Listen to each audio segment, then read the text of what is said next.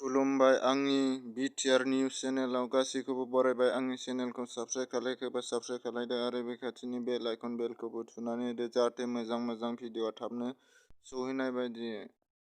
दिनैनि निउसआनो जाहैबाय भारत हादरनि नखर मन्थ्रि अमित शाह फैनायाव 10,000 आलारि बाथि सावनानै सिरिबाङै लारियै 1 किल'मिटार गोजान सुबुंफोर बरायदों। बिटिसिनि चिफ प्रमद बर' सारा भारत हादरनि नखर मन्थ्रि अमित शाहजों लोगो हमदों आरो माखासे बिटिआरनि दफाफोरखौ मावफुंनांगौनि थाखाय आरो माखासे जेलाव थाबोनाय एनडिपिफोर जेरै रन्जन दैमारिजों लोगोसे गोबां मानसिफोर जेलाव दं बेखौ बख'नांगौनि थाखाय बिटिसिनि चिफ प्रमद बर' सारा गांसे गोसोखांलाइ होयो अमित शाहआ भारत नखर मन्थ्रिनो।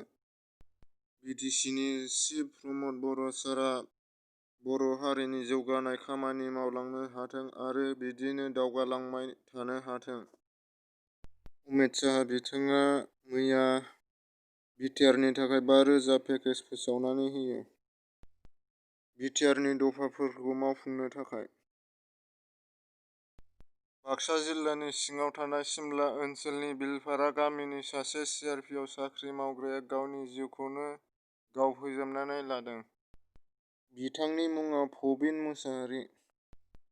मा जाहोननि थाखाय गावनि जिउखौनो फोजोबनानै लाखो बेनि दाबो जेबो गुमुर मोननाय जायाखै।